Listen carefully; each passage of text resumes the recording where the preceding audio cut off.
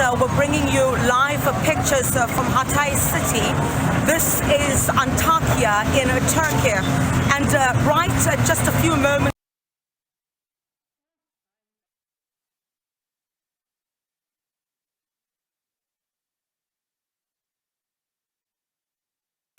organization participating in this rescue and recovery mission.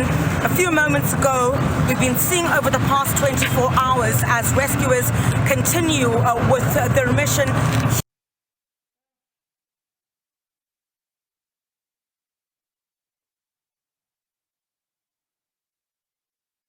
I'm going to speak to very shortly Ahmed, who is with the Gift of the Givers, and that's Dr. Ahmed Bam. I'll speak to him very shortly. He'll tell us what has just transpired.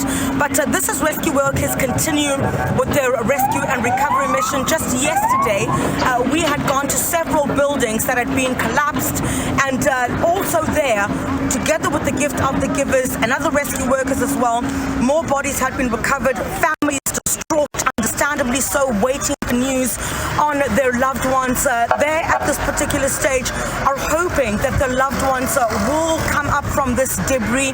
The buildings that have collapsed here, we're talking about 10, 11, 9, 8, 7, 6 buildings that have absolutely been destroyed. It's going to take a very long time for this nation to pick up the pieces. I'm going to bring in now Dr. Ahmed Bam, who is the head of the rescue mission here. Dr. Bam, thank you very much for your time. I'm hoping we're going to be able to hear you. But what is the current situation here, if you could bring us up to speed? Okay, today our Gift of the Givers team that's been joining the Omani team over the last few days with our dogs in search and rescue efforts have assisted the Omani team in detecting a live victim today, which they rescued about 2 hours ago. It's an 80-year-old lady that got rescued at the site that you've been talking at the back. What they've also picked up is there's still a live signs of a live patient as well. So rescue efforts are on the way as well to try and see and get into the area where they detected the live victims and try and rescue them. We believe it's 2 patients that are still there, and it's a kid and a lady that's still buried under the rubble that possibly could be alive. The patient was 80 years old that we rescued, severely dehydrated, hypothermic, but this shows after 8 days we are still finding people who are alive. All right. We also saw that there was a body that was also brought out just on our arrival here. Do you know anything about that? That's the bodies that's being recovered. Some of the teams are recovering bodies. Our USA teams are not, but we have assisted in the last few days to recover bodies as well, just to give those closures to the loved ones as well. But as the USA teams have been instructed now not to do body recoveries, we're just doing quick searches, and from there we're moving to another site once we don't get live victims. So the 80-year-old was found alive? 80-year-old was found alive, taken to hospital, and she survived after 8 days. Absolutely incredible. And I mean, if you look at the reason why you're here, this is precisely what you're here to do. If you're finding people that have been stuck under the rubble for so long, an 80-year-old was able to withstand being underneath all of that for so long. Incredible, isn't it? That's very incredible, and it brings me back to Haiti in 2010, where we found 69-year-old Ena Zizi after 8 days as well. So it just shows that you don't know whether the person is old or young, just the conditions that will assist him survive. And for me, it's a miracle that she survived at 80 years old in these type of conditions, buried under the rubble. I mean, with the cold that we are facing here, which are negative numbers, but severely dehydrated, and with the cold, she survived yet. And that's a miracle to me, and she's being treated at the hospital. Dr. Ahmed Bam, thank you very much. We really do appreciate your time for the SABC News Channel. And this is, it's an absolute miracle that you're still finding people who are alive. That's also breaking news at this hour. An 80-year-old woman found underneath the rubble right here behind me, alive. And you know that this tragedy took place last week, Sunday. So as these rescuers continue, there are signs of life that we still continue to, absolute miracle stories that we're also able to tell from this. An 80-year-old, and I can tell you, from where we are, the weather conditions, something that we as South Africans are obviously not used to, the weather conditions are brutally cold. And for these people to withstand is, it's an absolute miracle, as Dr. Baum said, and the 80-year-old has been taken to hospital and is being treated. And I guess over the next couple of days, while there are those incredibly sad stories of these families who are finding their loved ones buried and want to buried underneath this rubble and want to then bury them, bring them out and bury them with dignity, there are also those miracle stories of people who are being found alive. So breaking news at this hour right here behind me, rescue workers with the gift of the givers have found an 80-year-old woman alive. So those are the updates that we'll continue to show you. I'll ask my colleague Bangobangosi to point towards there. That is the scene itself, the scene where that 80-year-old was found here this morning. You would see that rescue workers continue to comb through this area with the hopes that there will be many more miracle stories that will come from this. The hope of the people of this country continues. They continue to cling onto the hope that their loved ones will be found alive. Where you see those rescue workers, that is the red zone. The red zone is where the media will not be able to go and broadcast from. You'll see from where we are is just away from where that rubble is.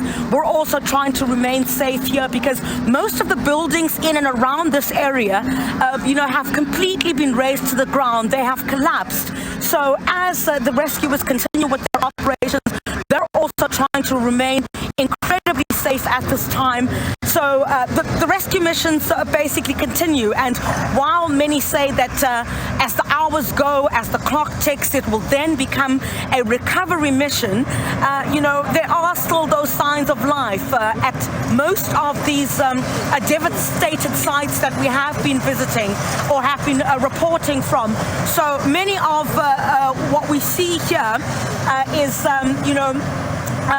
the recovery, the rescue teams also being brought in. Unfortunately, we have not been able to go to the hospitals where some of these patients have been treated. The media is not being allowed there, but understandably so, that is not going to happen. But incredibly, that the patients, for example, including this 80-year-old woman who was found alive, are being taken to hospitals that are still functional at this stage, because in one of the areas, as I have been reporting over the past couple of days, in one area on its own, there had been about 10 hospitals that had been completely destroyed. So you would see some of the ambulances moving to and from to different areas, but those people who miraculously have been found alive are being taken to facilities where they will be able to be treated. The gift of the givers and other rescue teams, don't forget, also have medical teams who will be able to assist in the event that there is medical treatment that is needed. But the resilience, I must say, of the people here, incredibly so, I must tell you, while they themselves are going through distress and absolute devastation of losing their loved ones, what we've seen here is a nation, while we're broadcasting here, that would often bring us supplies to eat and to drink as well.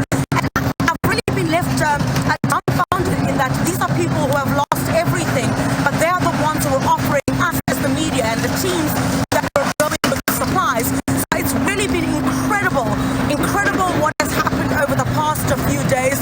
And as these rescue and recovery missions continue, the resilience as well of those rescue teams who've been working around the clock in bitterly cold conditions has absolutely been amazing to watch. So right here behind me, heavy machinery also being brought in. Just going to try and move our equipment to be safe here as well. I must apologize, I'll move towards this direction here as well. Try to be safe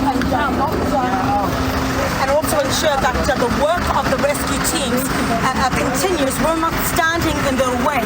And, one of the stories of hope in this particular area as well was that in addition to the 80-year-old woman who was found alive underneath this rubble just a few moments ago, there are other stories of hope of babies that have also been found, underground. While you have situations where loved ones would go to these various sites, they have been camping outside scenes like this for days now. They refuse to leave as they cling on to that hope, hoping that their loved ones of miracles in instances such as this, where the 80-year-old was able to withstand hundreds and hundreds and hundreds of hours underneath this rubble here behind me. Just take a look. My colleague Mangawa Nkosi will show you, in addition to where the 80-year-old was found. Take a look. These are the scenes right around the city that you will find. Everywhere you turn, you can turn left, you may turn right, you will find these buildings absolutely collapsed everywhere you go. So to be able to have such a miracle of an 80-year-old woman who was found alive is absolutely, absolutely incredible. You take a look at this rubble, you will see there's blankets there, there's couches, and you can see that there are people who have lost absolutely everything in this devastation. We apologize for the quality of that crossing. As you know, there has been an earthquake there and infrastructure is also not working as well as it should. Chriselda Lewis on the ground bringing us updates as she does so well.